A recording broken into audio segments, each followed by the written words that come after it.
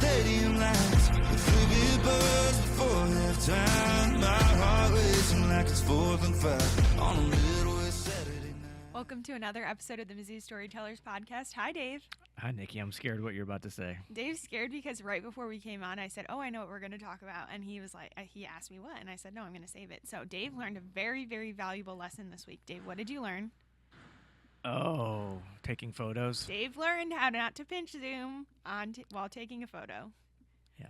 Nikki doesn't like that I zoom in with my fingers on the iPhone to take I'm a photo. Traumatized. And do you know this is like a thing you're not supposed to do, Producer Steve?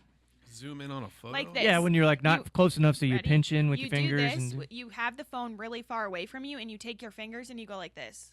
apparently that's and a you know faux what? pas in the world of... Tracy Demona, my mother, is going to listen to this, and she's going to picture my grandma and me yelling at my grandma, who I love so much. But my grandma does that, and every time I'll be like, Grandma. And she'll be like, I'm sorry, you're just so far away. No, I'm intending to be far away. Oh, the 0.5? Yeah, I want it 0.5, but it's this look right here. My mom knows because my mom has been trained not to do it. So the second she listens to this podcast, she's going to know. It's this. I can picture it. Dave does this. Did that. I don't do it anymore. So we had a fundraising event in St. Louis this week. I was there with Greg Hewlin, Blair DeBoard, Laird Veach, Coach Gates was there, and I posted some photos from there on social media, and as soon as I got in the car, I get a text, you pinched Zoom, didn't you? And it was in all caps. It was like Angry Nikki, all caps. And she's pointing out which photo she knew that I pinched Zoomed on. You responded with a gift that said, am I in trouble? And I said, yes, because you pinch zoomed. And then he responded, maybe. And I sent him the picture, and he said, well, that is the pinch zoomed picture. Because I knew it. I will let you know. You tried to pull a fast one over my head, Since and I knew then, it. I have taken multiple photos. Will Matter had his end of the year Tribute to America program yesterday, and I took photos, and I did not pinch zoom. And then Jackson Matter had a lacrosse game last night, and I took photos without pinch zooming. And the quality and I increased. can't see anything in the photos because I'm so far away. You can crop it. There's ways around it. It's just not pinch zooming. Okay. That just decreases the quality of the photos. I'm so sorry. I'm just trying Everybody's to keep a critic. Hip and cool and young. Okay. Thanks. Appreciate it. I think when you say hip and cool means that you're not I know. either of those two things I that think you say. well, Because how I zoom on my phone. When Tracy Demona listens, I will make sure to call her, and she can tell you that she's been trained. Okay. Well, now, do you have anything you want to ridicule No, me not at about? all. I have nothing but respect for you and the way you live your life and the job you do. Well, now, thank you for making me seem like a terrible human being. That was lovely on this Friday morning.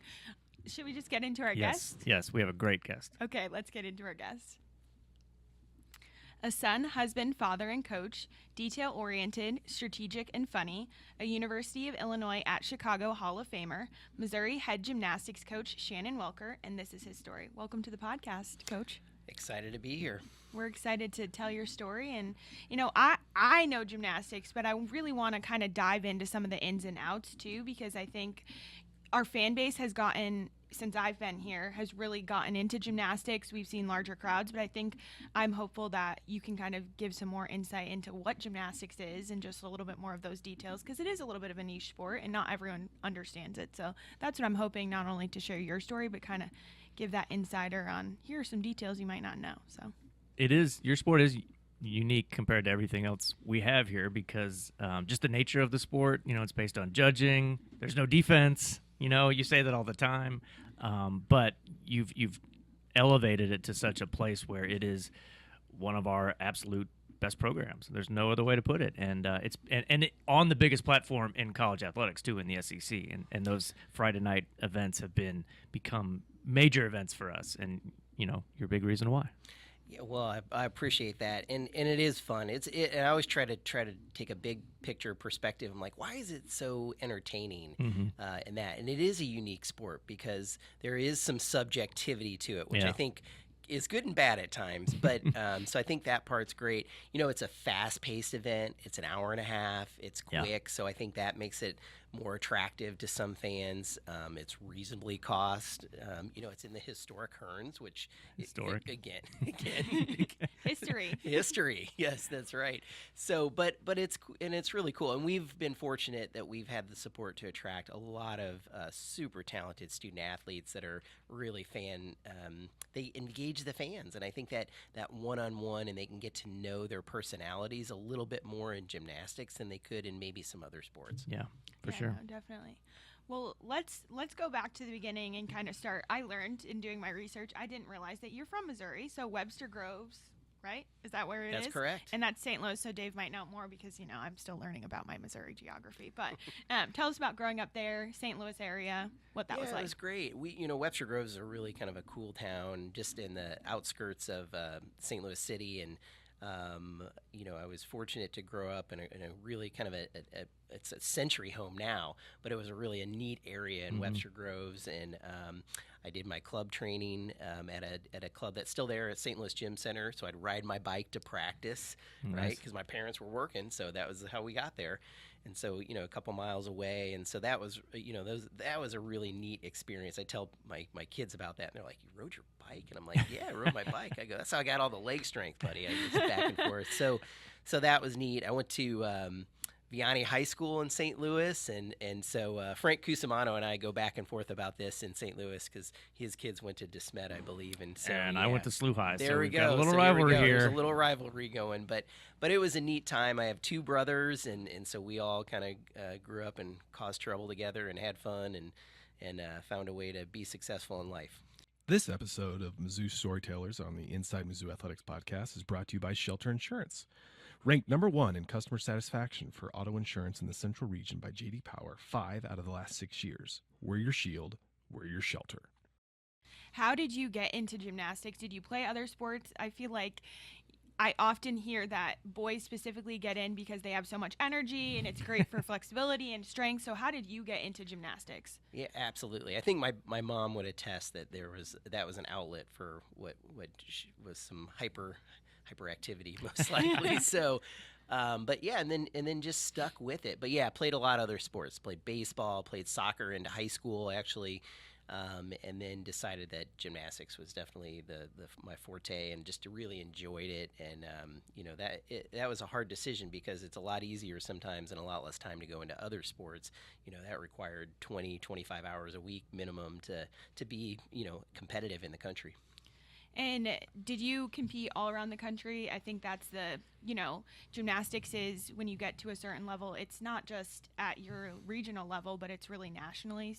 Like you could travel around the country. So what was that like for you? Were you traveling and then kind of going into like Olympic gymnastics versus collegiate gymnastics? Yeah, absolutely. Well, those two kind of yes, we did travel all around the country. And we were able to kind of overlap a little bit and do what's called the elite program, and then the club or developmental program, and you could do those together for quite some time. A little more so, I think, in the men's gymnastics than women's was a little easier, and so those kind of coincided right there. And definitely, we'd go to some Winter Cups or some elite level stuff in the United States. Now, I never did anything outside of the United States, but definitely did a lot of travel, and those were fun. And I had a lot of great memories of just teammates and travel and just spending time with family. And so, a lot of great memories from those days. Did your brothers compete as well, or was it just you? They did some other sports, yeah. So I was the only. I think my height lent to my parents are like, well, he's not playing basketball, so maybe let's find something a little more appropriate. So, at what point then did you become like recruitable as an athlete that had a chance to play in college? Because again, your sport, another unique thing about your sport is athletes generally don't compete for their high school teams; it's their club teams. So I imagine the recruiting is a little bit different compared to football or softball or baseball. Yeah, correct. Well, even today with current recruiting, I tell people, I'm like, I have never set foot in a high school for recruiting. I've never, right? Because it's all, and it's still the same. It's all pretty much through club programs, private club programs on there. And so that recruiting process, I remember probably at the end of junior year, going into senior year, it really picked up. And I remember my dad and I, we VHS tapes at the time, Wow. right? So we had 2 VHS players, and we'd record, from one VHS to the other, and you'd make them in those. If you had 10 recruiting VHS tapes, that was big time, right? And so I think we were down to my last tape that I had, before we had to go through this whole process again.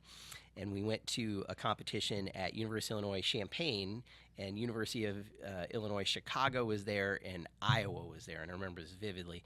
And I was talking to both the Illinois schools, and I met with the Illinois Chicago coach beforehand, gave him a VHS tape, and I said, look, this is my last one. He goes, I'll watch it here or whatever. And I said, can you give that to the Illinois Champaign tape?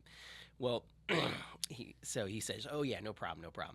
At many, many years later, after my career was over at Illinois Chicago, I asked him, I said, hey, whatever happened there? And he said, oh, I stepped on that tape and threw it in the trash. So, so that was the end of that. And I go, well, that would explain why he never called me back. Yes, so. What could have been? Wow, Yeah, that's great. So, Hey, that one tape. Yeah. So 6 events versus in men's gymnastics versus in women's gymnastics. So what were your events that you liked? What were your events that you were like, I feel like every gymnast has their, like, I love this one. And then they're like, if I never had to do this again, I would avoid it. So what were your strong events, and what were maybe events that you're like, I'm so glad I never have to do this again? Yeah, I think different body types lend themselves to being successful at different events, whether it's women's gymnastics or men's gymnastics, and it doesn't matter. Now, with men's having 6, that gets a little tougher because there's more events that you want to try to adapt your body to.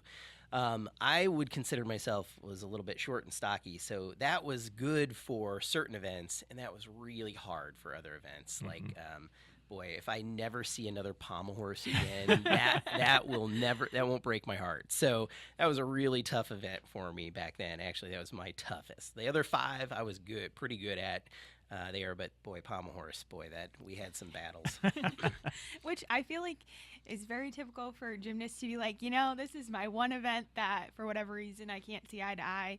I think I've told you my sister is a gymnast all her life, and I think she kind of went through rotations where certain times of her life she was better at certain events. I would say bars was her consistent enemy. There was a period where she loved bars, and then there was a period where she's like, I'm sure if she doesn't ever have to put another pair of grips on again, she's fine and dandy and everything's good.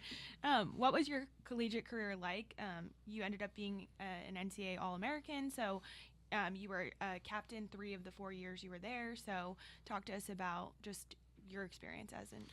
Yeah, Illinois Chicago is on kind of the south side. The campus is on the south side of Chicago, which in the mid '90s, and maybe it's a lot more friendly today, I'll say. But in the mid '90s, it was a unique place to live. I mean, it had Little Italy, and it had Greektown, and just all these really kind of really cool areas, and just the food was great, but there was some uniqueness to it, and I'm not sure all moms would drop their sons or daughters off there. So, but it was a cool place, and it's not for everybody. It's living in the city, and that's not for every college student.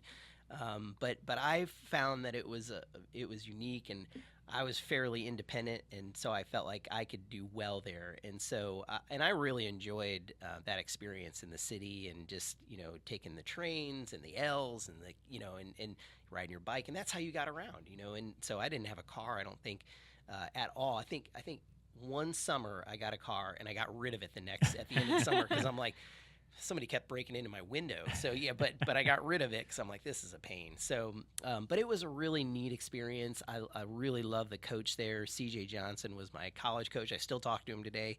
And just a lot of great people there too. And so I really enjoyed that. What was it like? I mean, you were a captain for multiple years. So what does that mean to you? Because obviously you want to individually do well, and gymnastics is unique in that you're competing as an individual, but you're also competing on a team, and you kind of, that's part of the game that you play, is like your individual success contributes to the team. But what does it mean to be, to be captain, and for your team to look up to you and see you in that role?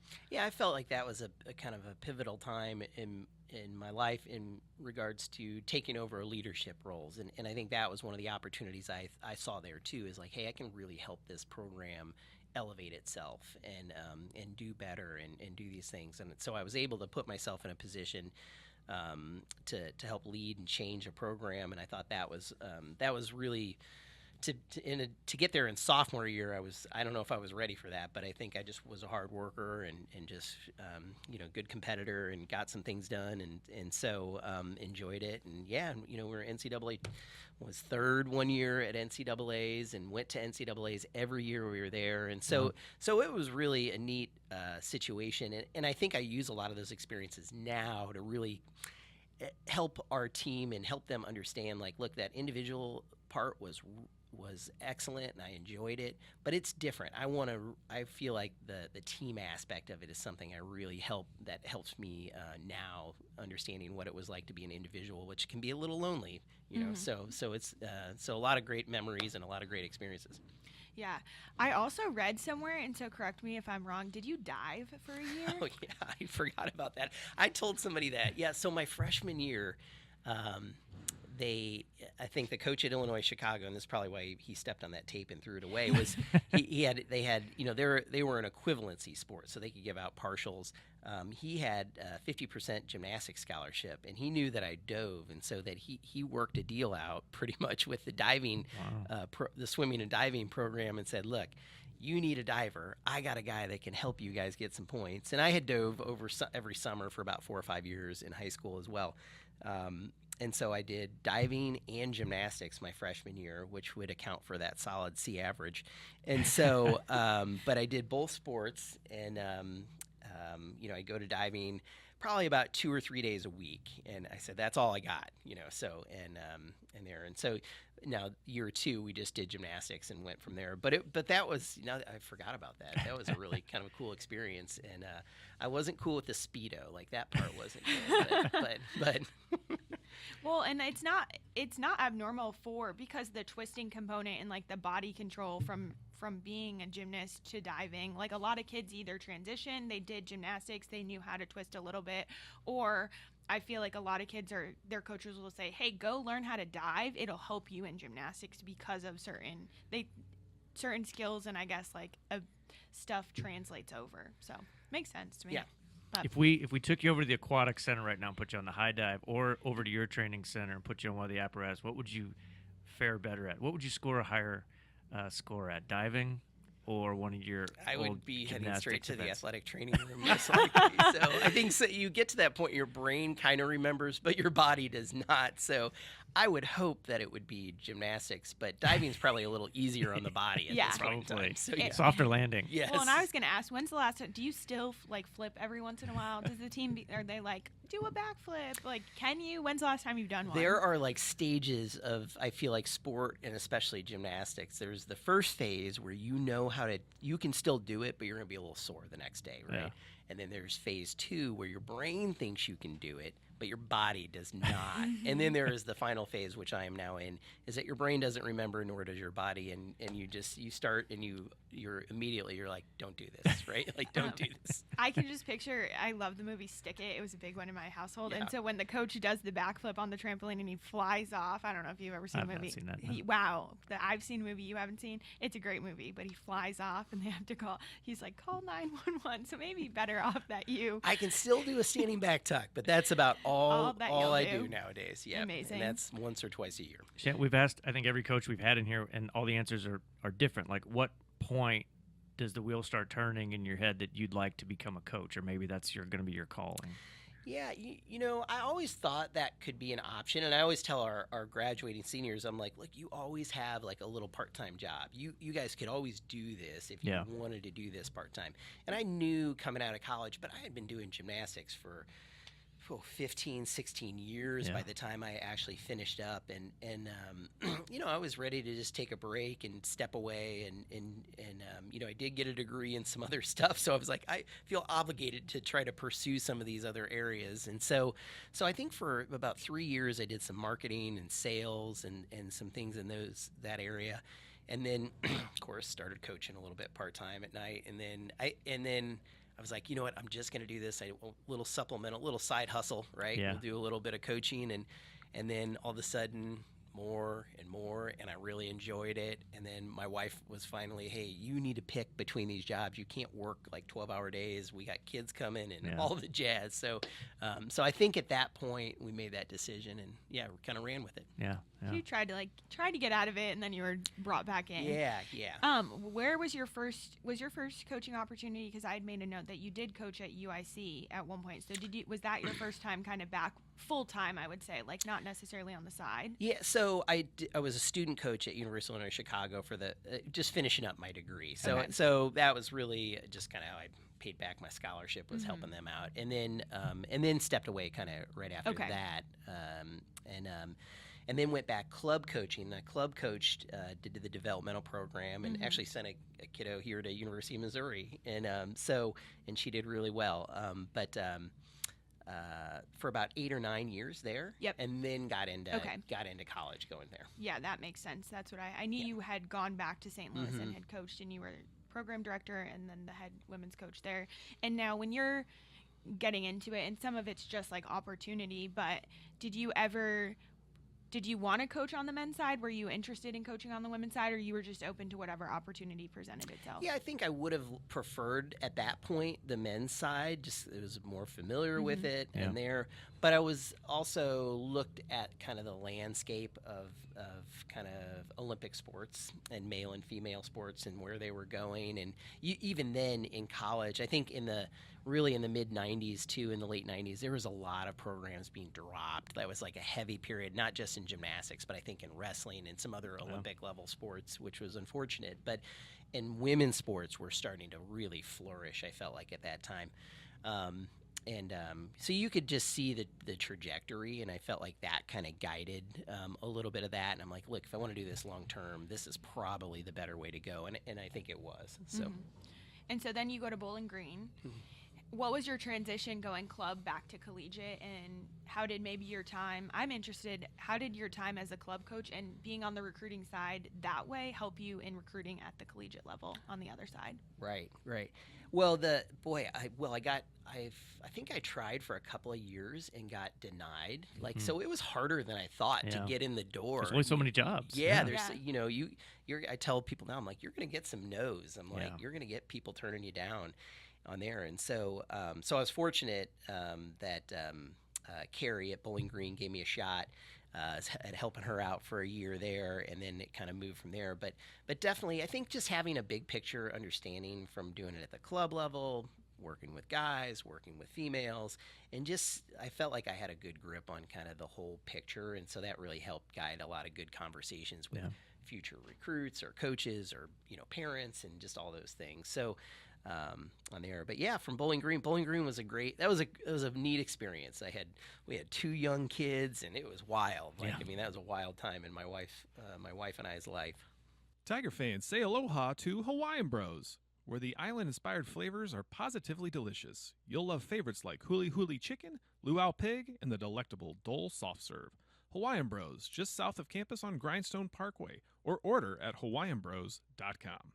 And then Michigan. Yep. So you go up to Michigan and you're there. What was that like, kind of going Bowling Green to Michigan? You coached an NCAA floor champion there. So what was that experience, and kind of what was that like? Yeah, I felt really fortunate to be able to go from Bowling Green to University of Michigan. The Michigan head coach, who's still there, Bev, they reached out and said, hey, can you come out and help us with a summer camp? And then so I went up there, helped him out, felt like I did a good job. We stayed at her house, actually, because they had a pretty big house, so they had a lot of guest rooms, so we stayed there. And I made friends with her husband, Jim, and we would spend the evenings having a couple of cold ones out on the back deck and that. And so before I left, I bought a case of whatever we were drinking, and I left it for him and just said, hey, thanks appreciate you guys, whatever. And they called me back. They said, hey, you want to come up for another camp, right? Nice. And so I came up later in the summer, and shortly after that one, then they had a position open, and it kind of rolled from there. So when in doubt, just buy them whatever they like to drink, right? So yeah, That's how you can That's get how you butter them up. That's right. Your next job. While you're being an assistant coach, and I've always found this kind of fascinating when people are assistants at a high level program. Like, a common theme I've heard, they take a lot of notes and they're kind of training themselves to take that next step and be a head coach. Whether it was Coach Drink, I know, did a lot of that. Carrick Jackson, A lot of coaches I've gotten to know. Were you doing that too? Were you kind of setting yourself up for, hey, if I have my own program someday, I'm learning here on the go, and just absorbing everything. Yeah, I think the first couple of years really was trying to figure out what was going on and how to do a really good job. That was kind of like step one.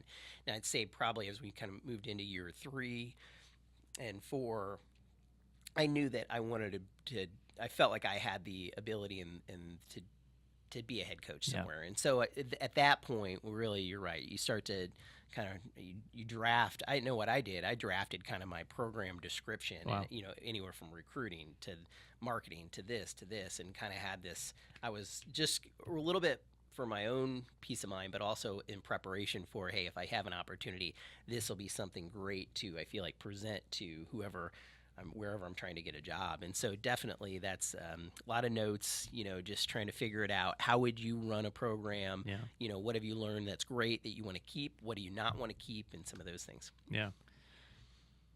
When then did you start getting the calls or the interest from other programs? Was Missouri first, or were there others that you interviewed for? How did that process go? Yeah, there was quite a few high-level assistant jobs, other jobs along the way that had called. And Bev was great at Michigan. We would work together because I really wanted to stay there. It was a great job. And Ann Arbor's a cool town. It's not as cool as Columbia, but of course. but it was a great place, and we really enjoyed that. But I think it was a good enough assistant job that it was going to be hard to leave for another job. And so I knew that, hey, look, if a head job opened up at school X, Y, or Z, I feel like I have to look at those. Yeah. Missouri was one of those, as a matter of fact. And you kind of look at the landscape every year, and what I did was just look at, okay, hey, who's got the resources and is underperforming? Like, that would be a great situation to step into, because I felt like, hey, you can only do better, right? Yeah. And so, not to say that was Missouri, but it was a little bit, and they had, they had a great brand new training facility. The university's beautiful. They have a good balance of athletics and academics, and I felt like that. And for us, it was close to home, right? Yeah. My wife's from the St. Louis area. I'm from the St. Louis area, and we felt like that was the best of both worlds. And so when that job opened, I immediately was like, all right. I started making some phone calls to some people and trying to get my name on the list. Yep. Yeah. And it was also a place that had some tradition of success with Coach Jacobson, and Coach Drass did some good things here. So you kind of saw that, okay, there's some credibility here. You can win here, but maybe are you thinking, okay, I can take it maybe to another level? And especially at that point, the SEC is in play.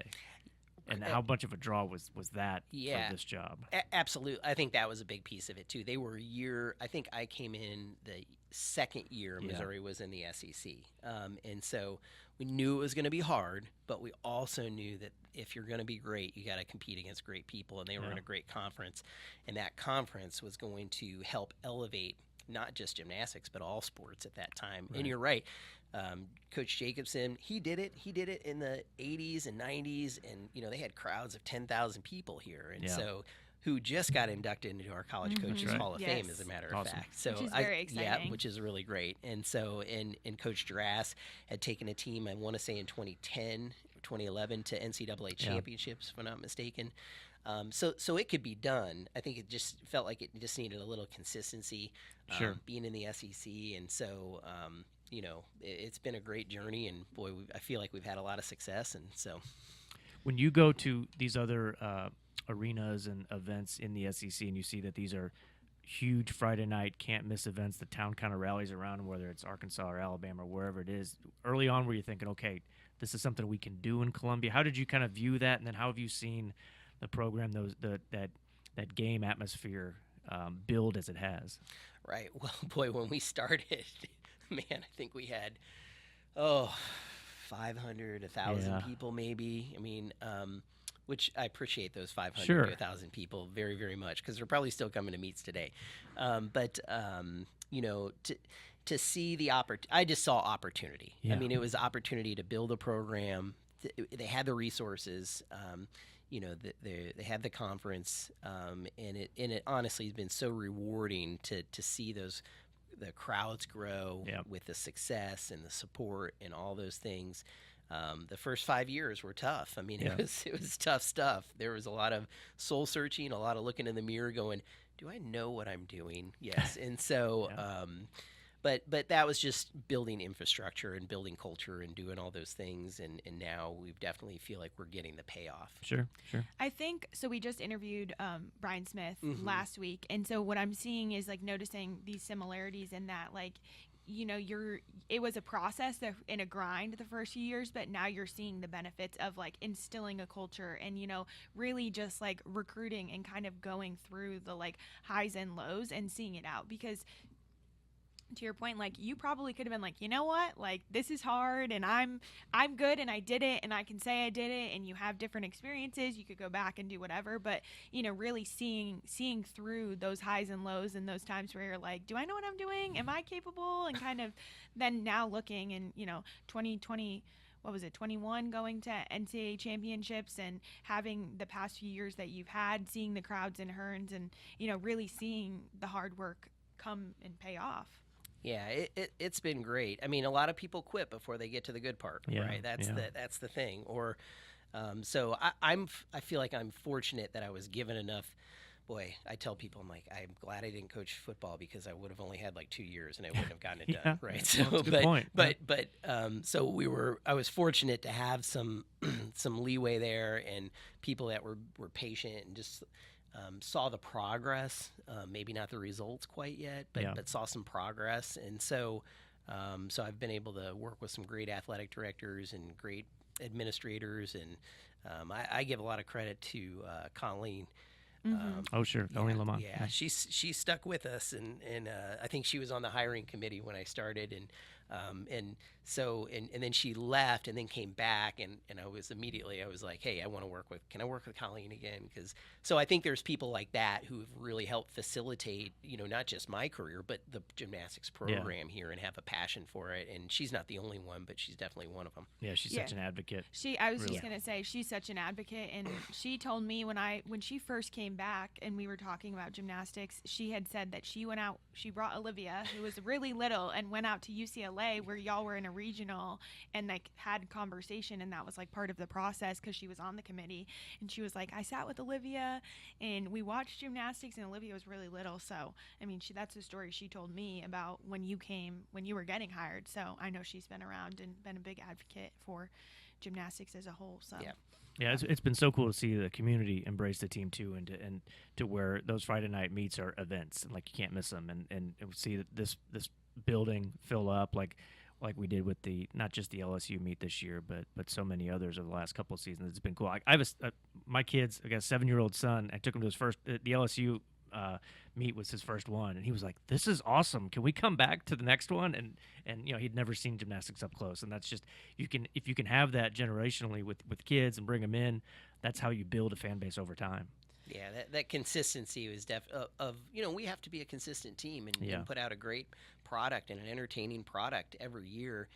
But yeah, that was a very memorable meet. 7,000 plus and getting the win on the last batter, right? The last routine of the meet. It was really cool. I think that's something that people don't always know is it's like when they think of traditional sport, it's like wins and losses, but gymnastics is very score heavy. So you can technically not win, but if you score, like your average, that contributes to your average score, which goes into the rankings.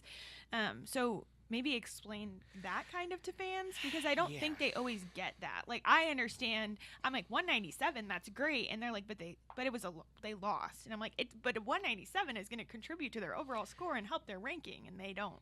Always see it like that. Well, I'm just going to highlight whatever makes us look best. So, That's right. No, absolutely. So, well, you know, I think we're at a point now where we want both. Like we expect both. Like you're right. The score is ultimately what impacts our rankings. Mm-hmm. You know, the wins and losses are probably what keep my athletic director happy.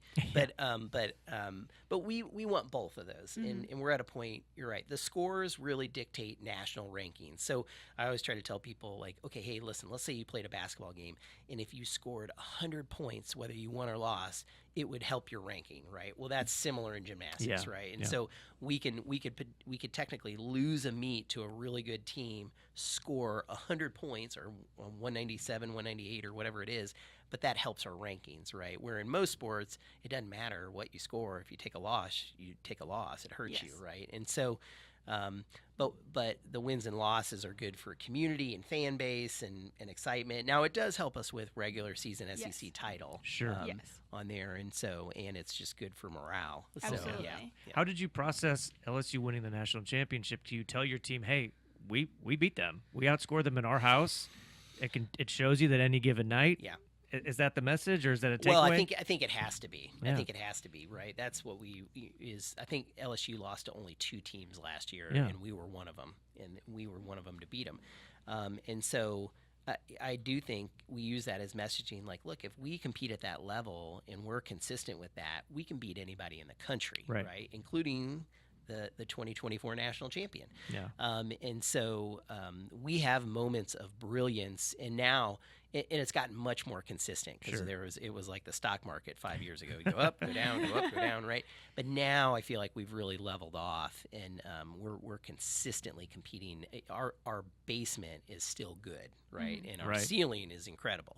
So it's really fun to see that how what is our basement like? That has come up very far. So what is your recruiting kind of strategy? Because you recruit at a national level. I mean, the entire map is your backyard, I would say. Like, what's the strategy behind that? Well, it's taken years and years to build up all the contacts in my phone. Yeah. I mean, there's thousands, and it's just coaches all over the country, plus the world. We've got them in other, we've gotten some international kids too, and you just have to track that because that's fluid. They're doing a good job in certain areas in certain years. But you're right. It's all over the country. I mean, we have kids committed from anywhere from Salt Lake City to Vegas to New Jersey to Florida to, the Netherlands to, all over the place. You're right.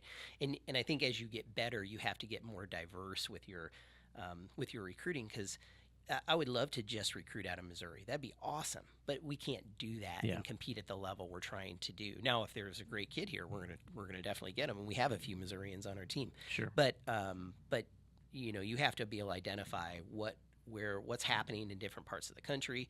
You have a coaching connection, and they'll call you. I'll text coaches like on an annual basis and just be like, all right, hey, who should I be looking for? Who's in the next class, right? And just we keep lists and databases and all these things on there. But a lot of it, we've gotten to the point now where the talent is out there. Like there's a lot of good talent, but really the separator is the character in some of those things and what can they do for our team, right? And we've gotten much, much more selective about who we allow into our program. Before I was begging kids to come. Now they're begging us to come, so to speak. But so we're definitely more in tune with those character things and just cultural things. Yeah, that's great. This episode of Mizzou Storytellers on the Inside Mizzou Athletics podcast is brought to you by Sophia's and Addison's Restaurants. Sophia's and Addison's Restaurants are great local spots to visit before or after all Mizzou home games. Addison's has 2 locations in Southwest and downtown Columbia and features over 20 beers on tap, including local brewers and, of course, their famous Nachos Bianco. So remember, before or after the game, stop by Addison's. I think you talk about elevation of program, but it says a lot that you, don't have to just recruit in Missouri. You have the opportunity to go nationally and internationally. And I also think that, like, from my perspective, like, you've done such a great job of finding evaluating the team and saying, okay, where are our weaknesses? Like, where do we need to go recruit? I'll look at Mara, for example, like comes in, kills it on bars, like maybe an area that could have used growth. And she was such an asset. And like, she was at a little bit of a smaller school. She goes into the transfer portal and you're able to recruit her to come here. And she got to 10 on bars, like, great season. She's coming back next year, which is super exciting. So I think that's the uniqueness of gymnastics is like, she could contribute on that event, and I know she can do other events, but it's finding where these kids can kind of fit. Maybe it's doing 4 events, or maybe it's just being a superstar on one event, which is a little bit different than other sports. Yeah, it's been fun. It's a puzzle piece, like many sports. But I think my time at University of Illinois Chicago, kind of a smaller, little bit of an underdog school, it gives me a little bit of a soft spot for some of these young ladies in the transfer portal. And I think that's given us an awesome opportunity to identify talent and I was just talking with somebody about this. I said, I've found that there's a lot of good in some of those young ladies at some smaller schools, right? Yeah. And I always look for talent that I'm like, boy, if you put them in this situation, they could be awesome. And same thing with Mara. Mara was really good at LIU before she got to us, but I felt like she could be even better. And she was SEC champion this year, right? And went to NCAA championships on her own. So that's been fun to just really kind of be able to identify those people, and we've been right most of the time. So I think that's been really cool too, is that we're doing something right. So. Which I would like to make it known that I was at the SEC championships, and I sat next to the PA at the time, and I said, if she hits this routine, she's going to be a champion. I would like to be known that I called that. So I have your back, Coach, because I was like, she's going to win this event. If she does a routine that I know she can, she's going to win it. We need to get gymnastics in Vegas, man. There you go. Hey, it's going. Call Greg Sankey. Did you get the Did the PA get the pronunciation right? I think so. Okay. But That's I don't. just I as won't, important. I won't even I just go try. with Mara. Yeah, that's why. I'll- Did you notice? I just said Mara. I noticed. Because, Yes. One thing I want to talk about is kind of Casey Joe. So Casey Joe was your longtime assistant, kind of with you for 10 years. I think. And she just got a head coaching job last year. She's at Pittsburgh. So what is it like to see like her growth? You bring her in. She was a former gymnast at Arkansas. You bring her in. She coaches. She kind of grew immensely, and now she's a head coach. So what is that?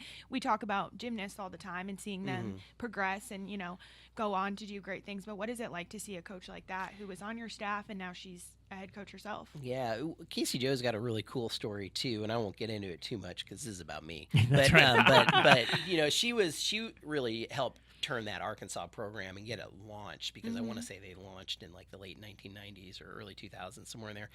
And she was really one of their first to really help them do great things.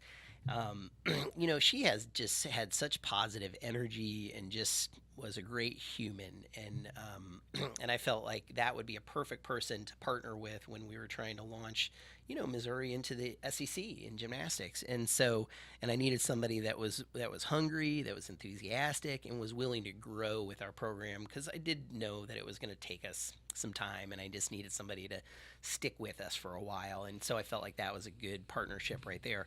But it was really great, and I have so many great things to say about Casey Joe and her, what she's done and helped us, and how she's helped us along the years. So, but yeah, now to see her go and get a head job at University of Pittsburgh, that's really cool too. And I kept working with her. I'm like, listen, you're not going to leave here for another assistant job. I'm like, I don't care what I have to do, but you're not doing that. I go, head job, I'll help you with. So, right. So, yeah.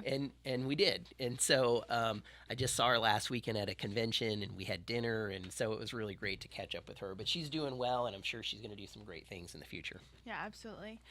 What do you want us to, as we kind of wrap things up, we're going to go into your personal, your wife and your kids. But before we get into that, what do you want people to know about the team going into next year? You've got a great class coming in. You've hit the transfer portal. You have returners. You got Kira coming back, Mara coming back. So what do you want people to know, and what should fans look out for? Yeah, boy, this could be, I think this is a special team we've got coming up next year. I think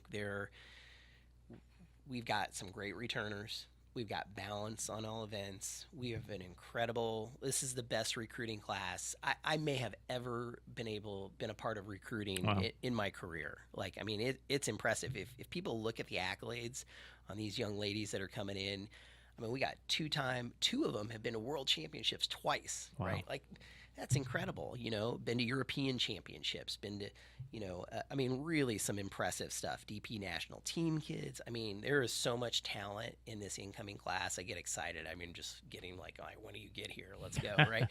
And we've done really well in the transfer portal. We've I think I can't say their names officially because we haven't got them enrolled yet, but I think two of them have been out there in the media a little bit, and we just got another one last night. Nice. So we're doing, and we've addressed some areas where I felt like we needed some help, and on there. But so I think between the transfer portal, our incoming class, and our return, and especially our returners, I think I have expectations. I thought we had a real good shot at getting NCAA championships this last year, which we were right there. I would be surprised if this team isn't better than that team. Nice. I think there is just they've got an ability to do really well. So, so if people liked what we did last year, you should come and watch this next group. They are going to be some exciting gymnastics. That's great. So That's when exciting. when the tickets go on sale, everyone needs to That's get a right. season ticket because there's 5 home meets, right? That's right. typically. Yep. So buy your season tickets and let's get 7,000 plus people in Hearns every meet because That's it's right. fun. So Yes, it's going to be great I agree. gymnastics. Yeah, just a little plug there. Thank you, Nikki, for You know. reminding me. The marketing side of me is like, buy your tickets and get loud. Get 'em. All right, let's go into this is Dave laughs because it's become my thing. So Mm-hmm. Molly, your wife, when did you meet? Yeah, we met. We were when I was training club gymnastics in high school. She was teaching preschool classes at the same club, just kind of had part-time job in high school, and we knew who each other were, but we didn't ever really converse or hang out and stuff like that. When I got back from college and I took over the same club program for the women at the same club that I trained at. And she was still working her way through college, coaching some little classes and stuff like that. And then a mutual friend kind of arranged a little night out, and so we kind of met and went there. So probably around I think I was 25 or so, and started to like settle down a little bit. So that was probably a good time for me. Which is common interest. She coached gymnastics. Yeah. You coached gymnastics. So Yeah. Where- One night I fell asleep on her couch at her apartment, and I woke up and I'm like, what is going on? The TV's on. It's like 2 a.m. in the morning. She's watching the Atlanta Olympics. The women's, that won the gold that year, and I immediately know. I was like, all right, this is my girl right here. I like this girl, right? So great. yeah, it was funny. how did you propose? We were out in the Tetons. Okay. We went on a Great. trip out to Yellowstone in the Tetons, and we were up in the mountains, and that was a really cool place, and I like the outdoors, and so we got it done. She was silly enough to say yes. So And you have 2 boys. And so tell us about just their interests and what it's like to, you obviously as a coach, you're busy, you're traveling, you're on the road, you're competing, but what it's been like to raise them and hang out with them and maybe some of their interests. Did they do gymnastics or they were like, thanks, Dad, no thank you? they did. Well, 2 things. All right. So one, it is a unique experience I found out for kids of coaches, right?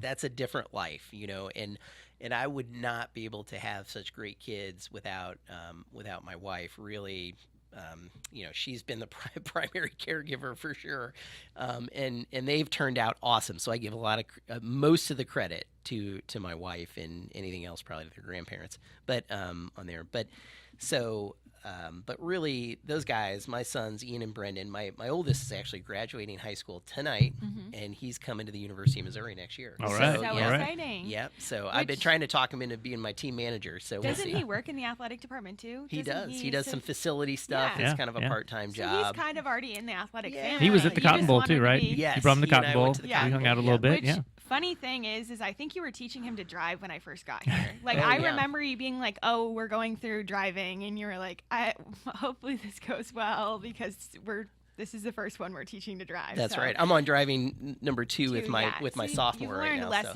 So, yeah. You probably know what to do now. But yeah, I remember that first summer. I think you were like, we got drivers you were teaching him how to drive. He was getting his license. So crazy that he's now graduating, coming to the University of Yeah, Missouri. it's great. So they do great, and they did gymnastics for a little bit, did some classes and stuff. But I like pushed them to outdoor sports because we spend so much time inside. Yeah. With gymnastics, it's all indoor, and so. And kind of selfishly, I spend enough time, a lot of time in gyms, and so I wanted to be outside a little bit. And Go so play my oldest soccer, plays, baseball. my oldest is in, I think, district finals or something with baseball right now with Rockbridge, Yep. and then my youngest plays soccer. So, Perfect. so a lot of outdoor sports. A lot of There outdoor you go. A lot sports, of which outdoor is sports, great. which is great. Well, congratulations to your oldest on graduating, and hopefully you can either keep him within the athletic family and facilities. You might have to fight Colleen for that one, but we'll see how that. We'll have to get an update on that. You got anything else or rapid I think fire? we're good. Go to your All rapid right, fire so questions. we've got 2 more segments. Rapid Okay. fire. It should be quick, but sometimes it's not. So, favorite restaurant in Columbia? Ooh, my go-to. I'm gonna probably make some of our favorite restaurant people mad. That's but, okay. I know we let's say see. this. I like Flat Branch. I feel like that's just the atmosphere and the food and the whole deal, and I like their beer too. Green chili beer. Yes, Yeah. there There you you go. Your most proud accomplishment? Well, my sons, I think that's been great, and then I really am proud of the of what we've been able to do in our home state with this program. I think that's a really cool thing, and just all the excitement around it. A TV show you are currently watching? Oh boy, I do not have a lot of time to watch. What are you thinking, Nikki? Come on. Yes. Well, I I just- mean, We've got a head he coach travels. here. You could Okay. be. What do you watch on the plane? I don't know. Watching recruits. I guess that's There, Highlights. yeah, I was gonna say there's a lot of Instagram going on, and I feel like it's a constant recruiting video in my head. So I wish I could help you, but I no don't no watch TV, a lot of TV. for Coach Yep. Welker. Okay, well, hopefully you have an outside hobby. So a hobby maybe outside of gymnastics that you like. Yeah, I love the outdoors. My wife is like, "Can we just go to a beach instead?" And I'm like, can it be by a mountain, right? And so I really enjoy doing outdoor stuff and hikes and just getting out into nature and national parks. I think that's something I really enjoy, and my sons are starting to enjoy it too. So I think Cool. that's really cool. So you can send Molly to the beach, and you and the boys can go hike. Yeah, And we gotta I'm find- sure that'd be great. Yeah, Where's that? Yeah, there's like 2 trips a year, and one's to the beach, and one's There so you go. we found a way to Happy. little Yeah. medium. All right, last one is your favorite candy. Oh well, I like gummy bears. Yeah, I'm a big gummy bear fan. Fair, So- fair. That's good. All right, the last part is we have to get your headshot on the board. Great. So you can come place wherever you would like it to be. All right. Kind of looks like the Glenn Milliken podcast because he's right in the middle there. You notice that? I'll go right next to There you go. Now it's the Shannon Welker podcast. Yeah, like there's a good company right there. All right. For a while, everyone just kept putting their headshot on my side, so it was like, you know, Because they it didn't have was to reach kinda- as far. Yeah, it was like Team Dave versus Team Nikki, but we've Okay. kind of Well, we're evened good. it out now. I don't and- mind the Okay. front and center. There you go. Yeah. It Glenn looks and great. Dave, that's good company. Good for right branding. Yeah, There you go. exactly. there. Yeah. Well, this has been so awesome to learn more about your story and kind of even into getting into gymnastics and the little ins and outs. So appreciate you taking the time. Obviously, know it's busy recruiting season. You got graduation, so just appreciate you taking your time. Well, thank you guys, and thank you for all you do for University of Missouri and helping gymnastics as well. Yeah. Well, we're excited. I'm even more excited now. Yeah, it's going to be Yes. fun. Yeah. So- Thanks, Shannon. Thank Appreciate you it. guys. Thank you. This episode of Mizzou Storytellers on the Inside Mizzou Athletics podcast is brought to you by Raceline Alternative Energy. Raceline Alternative Energy is working for a better future in rural Missouri. They are working to restore millions of acres of native prairie plants, which can be harvested to produce highly valuable clean energy called prairie power. Visit them online at racelinealternativeenergy.com. That was a great interview. It was. I I like Shannon a lot. I really enjoyed it. I think he's funny, and so I thought he brought a lot of humor to it. But then I also enjoyed just hearing more about his story. And I know gymnastics relatively well. My sister was a gymnast for 12 years. I've been to so many gymnastics meets. I've watched so many collegiate meets and even just like elite meets as well. I've been to meets, so I have a great understanding. But I think not everyone does, and so I appreciated him kind of Yeah. explaining, which I'm sure to him is, you know, slightly boring. It's his job and it's his world that he lives in, but I think we've grown the fan base so much, and so in order to continue helping them have a Yeah. greater understanding. It's a challenging sport to write about, which I know a lot about because when I was younger, when I worked at the Columbia Tribune, when football season ended, I was the gymnastics beat writer. So I covered a lot of events. Every event I would cover here in town, at least I wouldn't go on the road. And it's hard to write about because you can't really get technical. Like the readers, they're not interested in all the little technical things. So you got 2 tenths for taking Yeah. a step. Like, you don't understand that if you don't see it. And again, like we talked about, you can't focus on the win-loss part because that's not really how the sport is measured. So instead, you got to write about, the student athletes and the coaches, which I enjoy doing more than like the, what did this little move mean and what were they trying to do? Because it's hard to understand if you're just a fan there watching. It's more about the show, not so much the technical part of it, maybe. Yeah, I didn't say this, but my sister, when she was 2, my mom found her on the counter, and so that's why she got in gymnastics because, Found her on the counter? Like, she must have been in the kitchen, and my sister, my Oh. mom was, in the kitchen, and then, she, climbed onto the counter. I thought you mean, she came home and there's a child on the counter. Who is that? No, I'm sure my mom was, in the same space, but, doing the dishes, and, my sister was playing, and then she, climbed Did you put up. her on the counter and leave her? No. Okay. But... So I walked think into that. after she started climbing on furniture, my mom figured she needed an outlet, and that was gymnastics. Before we get to questions, our fan questions, because we got a bunch this week, I wanted to ask you what apparatus, what event in gymnastics, if Shannon Welker came and said, "We're one person down tonight, Nikki. In order to beat LSU to win the SEC championship, we need you to pick an event and perform for us, and just not fall." Yeah.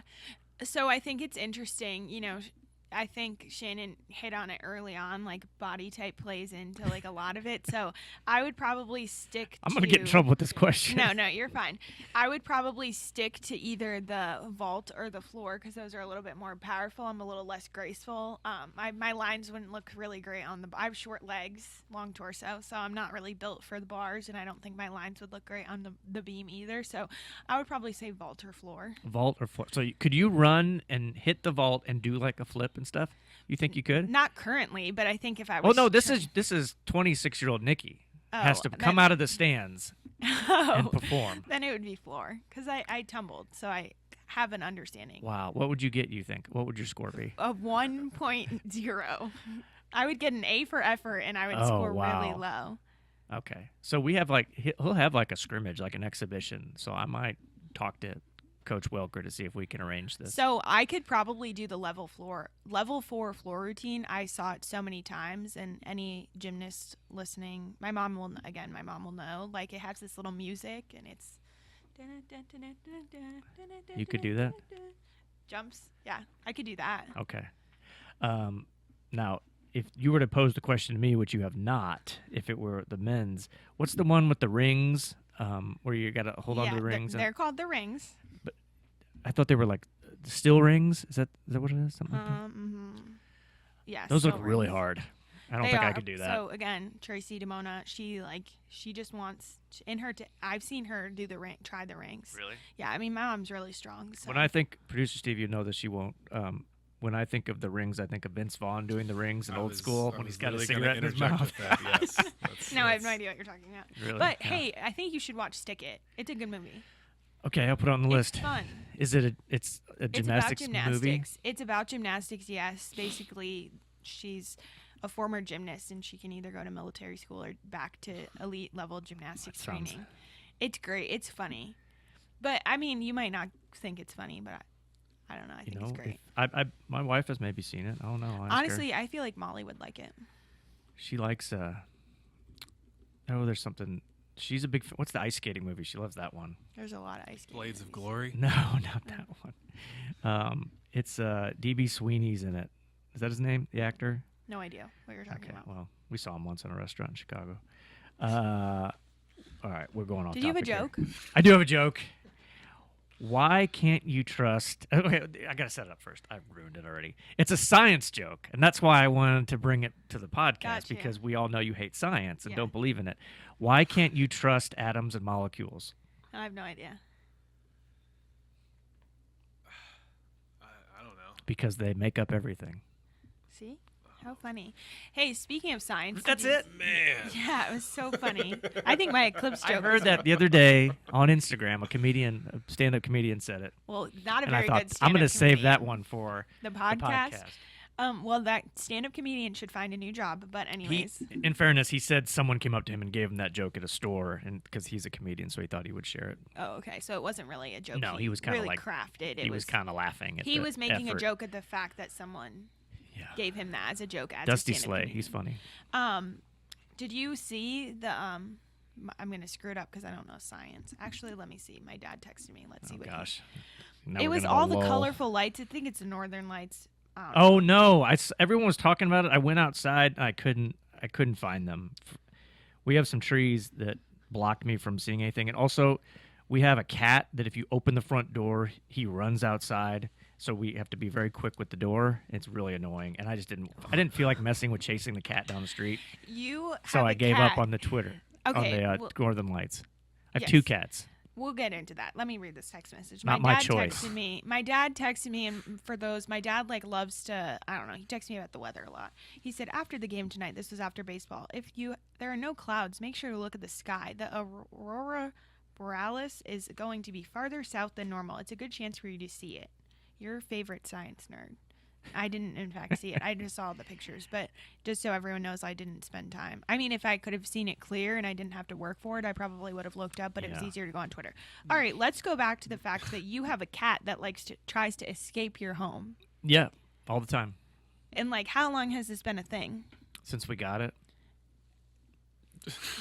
Yeah, I have so a many year. things. We have 2 Oh, cats. you've had it for a year. We have 2. We have an older cat we've had Yes. for a few years. Okay. Jake. Okay. I did not name that one. Who named it? It came with a name. Okay. Okay. So and many then- questions. And then the second one I did name. Oh, I won. Well, we had a family vote. Okay. How did the family vote to go about? Like, everyone put in a name and then you. Yes, that's how votes work. We had nominees. Well, and I'm then we voted. We had confused. like 10 names, and we cut it down to like 5, and then It's we a cut cat. Why did you have 10 names for it it? down. Well, it's a thing that's going to be around us all the time. We Family member. should have a name that we all also, like. I'm just saying, you didn't let the kids decide. They had a role. They voted. Yeah, but they Okay, liked so the like, choice. give me a rundown. What is the cat's name? Maverick. Okay. Okay, so we got him the summer of Top Gun Maverick, and Okay. kind of on everybody's radar. And Okay. yeah, Okay, so that was your name that got voted on. that was not my first choice. Okay, well, can you give me a rundown of the name choices? I don't remember them all. My choice was Macho Cat Randy Savage. That seems a little long. Yeah, exactly. You have no idea who that is, but No. You don't Producer know Steve who does. Macho Man Randy Savage is? No, God, no. okay. Well, So Brian Maverick Smith was would have known your last He week. second played one. left field in the Cardinals That's right. organization for What? a little bit. Well, so I- Maverick was like my runner-up choice. What were Will's choices? I don't remember. This was like over a year ago. Could you maybe ask him? I'd love to know. He probably remembers. you I'm know. sure he does. Any other good ones, or you just don't care because you Um, won? I just can't remember. So everyone in the Matter family got to put 2 names in, and then you all voted on I don't know them? if we all got 2, but there was probably 10 choices. Yeah. Okay, but so Maverick doesn't. I have so many questions. Okay, so you got Maverick and you named him, Yep. and then you realized that Maverick wants to escape. Yes. Anytime the door opens. And like, as a kitten, did you get him as a kitten? Yes.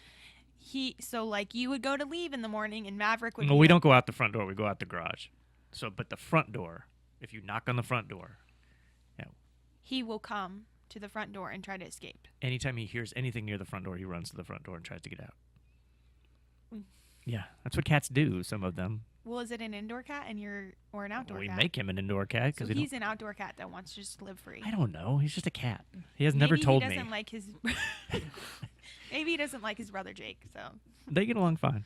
well, apparently he tries to escape. Anyways, should we get to questions? We do have some good questions. Katie Martinez, one of our colleagues here at Mizzou Athletics. She asked us 2 questions. It's a 2-parter, Mhm. although she only has 1 question mark. So, Well, it's a okay. grammar police. We don't need it. Favorite summer pastime for you? Okay. Are you gonna go or do you want me to go? What is your favorite summer pastime? I guess like in the sense of like what do I like to do in the summer? Ask Katie. I think that's her question. Okay, well, yeah. I love to be so I was little and I hated being outdoors. I just don't like being hot. Like my cat. Yeah. Opposite of my cat. No, opposite of your cat. Your cat clearly likes to be outdoors. So I didn't love being outside. My mom loves being outside, so she like forced me outside when I was a child. And if I got hot, I would throw a temper tantrum. But as you age, you change. So I now love being in the sun. I love sitting at the pool. I love reading at the pool. I Yep. love sitting outside. Anytime I can be outside in the summer, I'm going to do that, whether that's sitting and hanging with friends or, last summer I sat at the pool every single weekend with a book. Big book, big reader. So I would say that is probably my favorite thing to do in the summer. That's a great answer. I like going to baseball games with the kids, whether it's in St. Louis or Kansas City. Even after your traumatic incident. Yeah, that's fine. I don't have braces anymore. I can handle it. Mm. I like that. We go to the pool enjoy that. It's a little stressful when the kids are little and you're constantly having to like monitor them. So now they're a little older. It's a little more enjoyable, relaxing. I'd say that. Yeah, fair. And then the second part of her question was, with softball and baseball, what would be your walkout song? My walkout song. You want me to go first? I want you to go first because Okay. I don't have a great answer. But we were reading the questions and Dave was like, maybe ours is the same. Tell me what yours is. No, it's not, because mine is specific to me. And you're not going to fully get it. It's going to be whatever you're going to make fun of. I would do Hey Mickey, and I would make the people, I would train them to say Hey Nikki. Oh, Hey Mickey, You're So Fine, that song? Yeah, because that would be so fun. See, it's fun. Anyways, and also just like a tidbit, the amount of, if I had $1 for every time someone has actually called me Mickey in this life, I would just retire now, because Really? yeah, it's a weird thing. I'm going to start calling you that. Every time I say, oh, introduce myself, and kind of, it's weirdly specifically a lot of men, like anytime I'm like, oh, hi. Really? Like, yeah, it's weird. They can never hear Mickey's my a name. weird name for a woman. Like, Yeah. it's not. Well, it's compared to just like, Nikki. you know, depending on the situation, or even if I'm in the drive-thru and they're like, what's your name? I say Nikki, and they go Mickey, and I'm like, whatever, I don't care. Interesting. That was my choice too. I love that song. No, it's not. You're such a liar. How ironic. I don't have a good. I used to have an answer for this. I don't have a good one anymore. I would like something funny that you wouldn't expect, like, because everyone's like, oh, Metallica or like Led Zeppelin. You know, they come up and they want this like manly, tough song. I think something like a Weird Al song would be fun, or I don't know, some Michael Jackson, some pop music. I love pop music. Especially on the radio, you know, just whatever pop station has some Name good one music. current pop song. I don't know names of songs. The new Morgan Wallen. That's like a country song. No, it's not. It's Post Malone and Morgan Wallen together. There's nothing country about that. Well, let's see what the genre is of it. What's different? We'll go to the next question Okay. while I do the research. I don't like Morgan Wallen, but that song's okay. Okay. Here's a good question I got on Twitter. What was the story of the year, and the year being this school year, in Mizzou athletics? It's not over yet. We still have softball, obviously, still playing. A couple baseball games left as we're recording this, track and field. But in your opinion, Nikki Berry, what was the story of the year in Mizzou athletics? So two come to mind. I think that, you know, from my perspective, I think football had a really great story. I think the kick was so great, and I think Kansas State. Yeah, Kansas kick. State. We had kick. two the one games. Yeah, the Kansas State kick was so great, and I think it created such a storyline that, like, we then went into the St. Louis game and we sold a lot of tickets in a week, and then we won that game, and we just kept the momentum going in Florida and winning the Cotton Bowl. So I think that was such a great storyline, just because we were on such a, I don't know, it was just so great to kind of roll through the season. Yep. And it wasn't easy at all, and so I think it made for a great story. And then the other one is, and not everyone probably knows this, and it's not really my story to share, but I've gotten to know a little bit more about Kennedy Griffin in gymnastics, her journey. She was a freshman this year, and she competed for us, and she got a lot of national attention for her floor routine, but just, I think she had, went through some things early on in her first semester that, maybe changed or could have impacted her freshman year season, and she didn't let it. And so she I think that was a great storyline, and she had a great season. So that's good. I thought you might say a big hire the department made this year. It was pretty much a really big story. Who? Laird Beach? I don't know. I was thinking like somebody in this room. Maybe you. Maybe a podcast that launched this school year. Oh, sorry. Game changer. Yeah, no, I mean, that's got to be in the top, 20 maybe? 25? Yeah. Yeah. Maybe 25. 25. I'd add the great volleyball season we had with Dawn. I would agree. Coach of the year in the SEC, her first year, really brought that program back to life. And I think if you dig inside the football season, I think just Cody Schrader's story is the one that stands out. Brady had a great year, Brady Cook, and what Luther Burden did and what that defense did. But if you had to pick one individual out of that season, Darius Robinson obviously had a great year, gets drafted first round. But Cody's story is one that I think will live on for a really long time. Is just it doesn't get a whole lot better than that. Yeah, and I think too, as we go into this regional weekend, like thinking about it more, softball didn't have the greatest year last year, and Yep. I watched a lot of SEC tournament, and obviously they made it to the championship game, so they talked about that story. But for those that don't really know, softball finished last in the SEC going into the Yeah. tournament last year, and then they were 5th seeded this year. Had a great turnaround, had a lot of kids that were on the team last year. That were the heart of the team, and so I think they really found a way to have Yeah. that we mentality, not that I mentality. So I think that's a great story Yeah. for the. It's really the same team. I mean, it's Yeah. it's not much different. Yeah, got But- a few new pieces to play with, but Yeah, it's been fun to watch. I just would like to pause and go back that I did my research and I had some help by Post Malone, and Morgan Wallen is classified as country, Okay, great. so Congrats. that doesn't count as a pop song. Okay. It's popular. Does that count? It's popular. Okay, that's short for pop is short for popular. Mm-hmm. If you could add here's a question. If you could add any sport at Mizzou, what would it be? Now, this is very hypothetical because in college athletics right now, nobody is adding sports. Those are financial challenges, and we just know. You read the headlines, you see the situations across the country in college athletics. No one's really in position to be adding sports, but play fantasy land right now.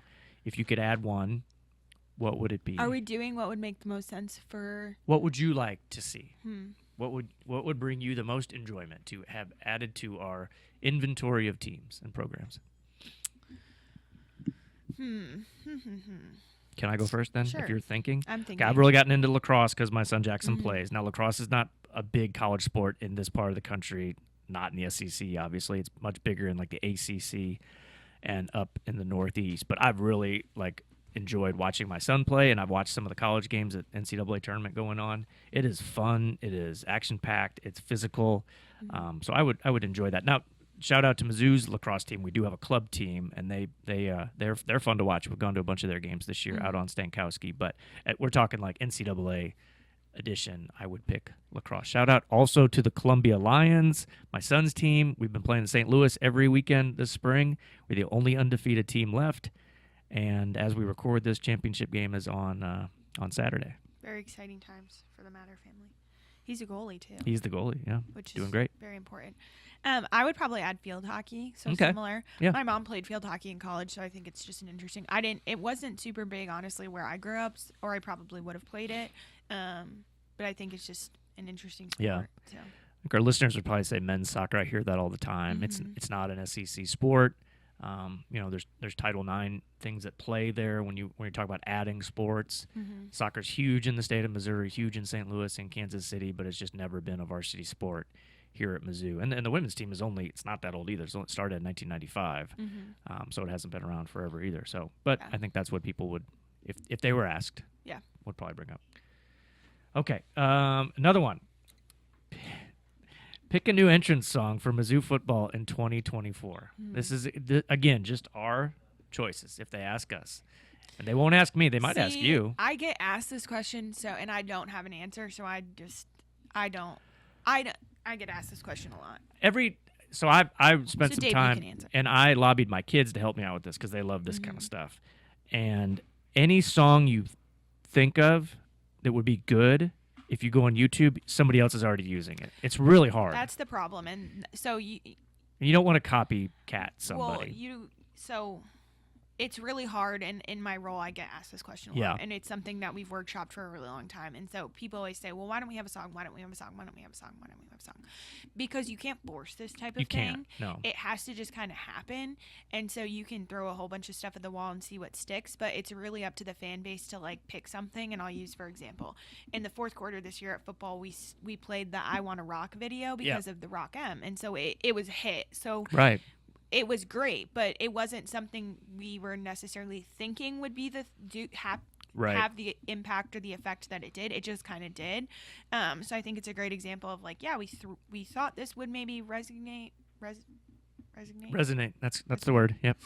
with the fans, but we weren't sure what was actually going to happen. So I kind of hate this question just because I feel like I didn't ask people- it. I know I'm not criticizing you or the person that asked it. I'm just saying I think for me it's really hard because I get asked this question a lot in my role and I don't have a good answer. People go, well, why don't we have a jump around? Well, jump around happened because they randomly played a song Yeah. all those years ago. And it worked And at worked. Wisconsin. And it worked. And for those that know, it actually, they asked a few football players what should be played, and they gave like 5 songs, and people picked to jump around at the exact time that Yeah. they should pick it. And so then everyone at Wisconsin went crazy, Right. and it worked. Like, you look at Virginia Tech with Enter Sandman. Sandman, like that probably happened over time. Like it just worked. So I don't know. That was a tangent.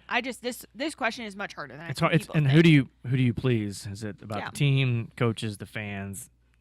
So maybe our listeners can make some give me any suggestions, advices, and or- we can go from there. Maybe make some suggestions. Any advice? I love the "In the Air Tonight," the Phil Collins song. But if you can find other versions of it, and I was like, oh, that'd be cool. But does it have to be a night game then? And then I looked on YouTube, and that's what Penn State uses. So it's really hard to find something is, that's and original. That's the other thing. Like, How do you everyone- create traditions? I mean, that's the thing. Like tradition, you create it because it's lightning in a bottle, and it just so happens, and it happens that it Yeah, works. yeah. You can't force tradition, and I think that's what the people think. Oh, just do something. Well, Right. it's just not as simple as just doing something. And you only get 7 chances a year. Yeah, and there's a lot of factors that I think go into it that people don't. Is it, what kind of environment is it? Is the team winning, or like what is happening at that moment is it something memorable where Yeah. they say, "Oh my gosh, you played this song when Mevis hit a 62-yard field goal and we won." Like, it's just there's a lot of factors, timing, being consistent with it, like so. The Killers have a song, but I don't know if we're gonna hear that anymore. I'm not commenting on that. Wow. I found the way for you to not answer. Great. Maybe that would be my walk-up song. We're going to circle back. Great, good for you. Should we end this now? Yeah, I think we should. Do we have to do anything else? I think Do we we're have good. any other no more questions? We got a lot this week. Yeah, that was good. Thank you to Katie, and thank you for our loyal listeners on the social Absolutely. medias. Everyone has a beautiful story to tell as long as you ask the right questions and are willing to listen. This is Mizzou Storytellers, I'm Nikki Berry. and I'm Dave Matter. We'll see you next week.